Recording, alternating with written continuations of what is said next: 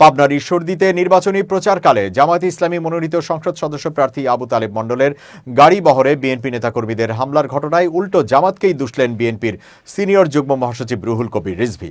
বলেছেন, বিএনপি নেতাকর্মী ও নিরীহ সাধারণ জনতার উপর স্থানীয় জামায়াত ইসলামীর অস্ত্রধারী কর্মীরা পরিকল্পিত হামলা করেছে। রুহুল কবির রিজভী স্বাক্ষরিত সংবাদ বিজ্ঞপ্তিতে এসব বলা হয়েছে। বিএনপির বিবৃতিতে দাবি করা হয়, জামায়াতে ইসলামী মনোনীত স্থানীয় সংসদ সদস্য প্রার্থী আবু তালেব মণ্ডল স্বয়ং এই আক্রমণে নেতৃত্ব দিয়েছেন। নির্বাচনী প্রচারকালে জামায়াত নেতাকর্মীরা তাদের সহজাত ধর্মীয় প্রলোভন ও জান্নাতের টিকিট বিক্রির মতো আপত্তিকর বিষয়কে নির্বাচনী প্রচারের উপকরণ হিসেবে ব্যবহার করায় ধর্মপ্রাণ সাধারণ মানুষ তার প্রতিবাদ করলে জামায়াত কর্মীরা তাদের উপর মারমুখী আক্রমণ করে।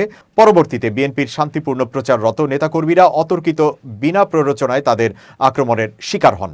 রিজভী দাবি করেন, দৈনিক মানব জমিন পত্রিকায় প্রকাশিত ছবিতে জামায়াত কর্মী তুষারকে আগ্নেয়াস্ত্র হাতে আক্রমণরত দেখা গেছে, অথচ দুই একটি গণমাধ্যমে উদ্দেশ্য প্রণোদিতভাবে ঘটনাটি ভিন্ন খাতে প্রবাহিত করার জন্য বিভ্রান্তিমূলক সংবাদ প্রকাশ করছে।